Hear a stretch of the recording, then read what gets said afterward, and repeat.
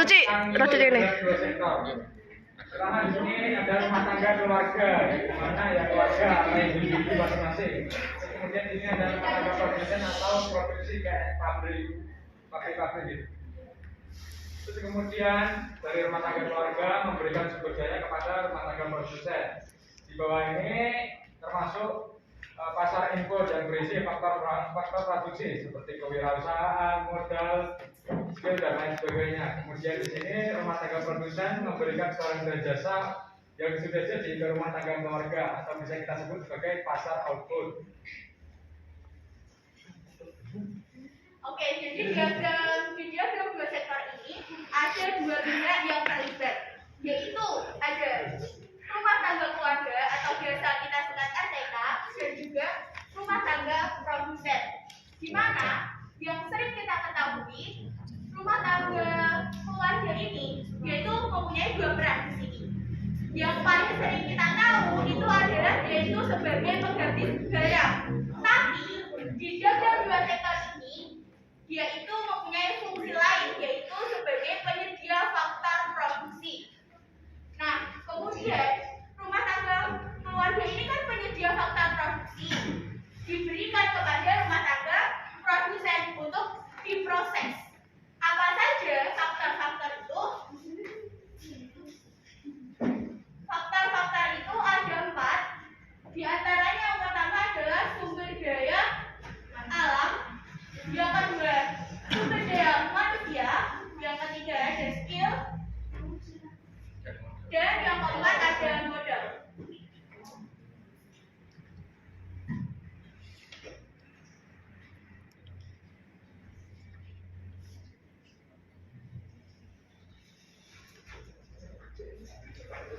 Nah, jadi selain rumah tangga mempunyai peran untuk menghabiskan barang dan jasa itu, dia juga mempunyai suatu tugas, yaitu sebagai penyedia faktor-faktor produksi. Nah, faktor-faktor produksi ini diberikan pada rumah tangga produsen. Kemudian rumah tangga produsen ini memberikan imbalan. Imbalan itu ada apa saja?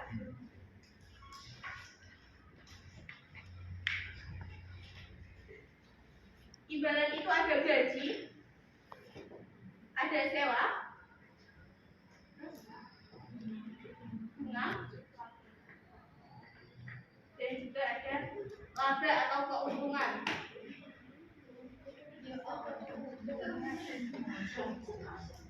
Nah, di mana antara faktor produksi dan imbalan ini saling berkaitan. Contohnya di sumber daya alam. Misal nih, kita kan punya tanah, sawah, atau kalau enggak itu kos. Yang di sini kan ada kos. Nah, ibu kos itu kan punya kos. Kemudian itu disewakan. Nah, itu termasuk pada sumber daya bukan, itu bukan, itu skill. Ini kan gini sumber daya alam itu hubungannya dengan sewa. Kalau sumber daya manusia hubungannya dengan gaji. Kalau skill hubungannya dengan laba. Kalau modal hubungannya dengan bunga. Kita ulang lagi mulai dari sumber daya alam. Misal kita punya sawah.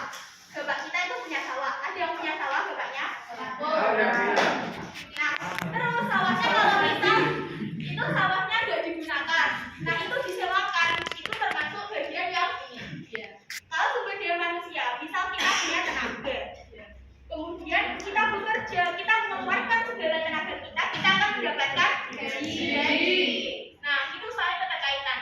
Kemudian kalau kita punya skill, kita punya keterampilan, kita akan mendapatkan suatu laba atau keuntungan. Setelah itu, misal kalau kita modal, kalau kita mau jualan kan pasti ada modalnya. Harapannya dari jualan itu apa? Bunga. Nah, jadi ini semua faktor-faktor produksi dan imbalan ini ada kaitannya dengan rumah tangga keluarga dan rumah tangga produsen. Setelah itu, setelah faktor produksi diolah oleh rumah tangga produsen, kemudian diberikan lagi dalam bentuk barang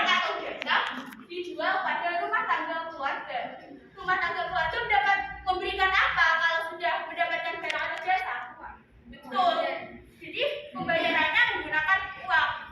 Nah, itu adalah diagram dua sektor yang telah kami buat dan juga terang. Apakah dari sini mungkin ada yang ditanyakan? Udah, ya.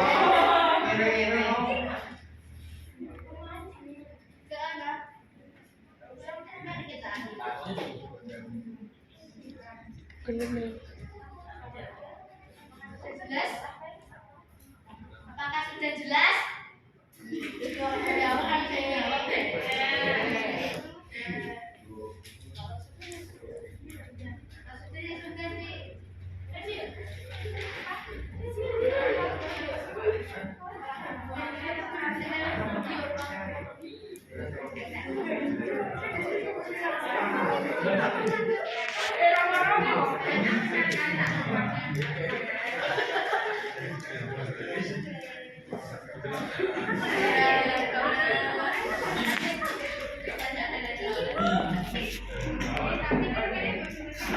Oke, dari sini jadi nggak ada yang ditanyakan.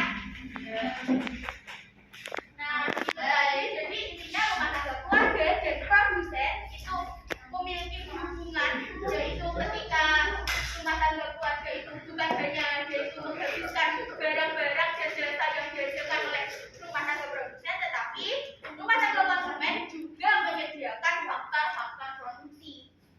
Begitu juga rumah tangga produsen memberikan imbalannya yaitu royalti.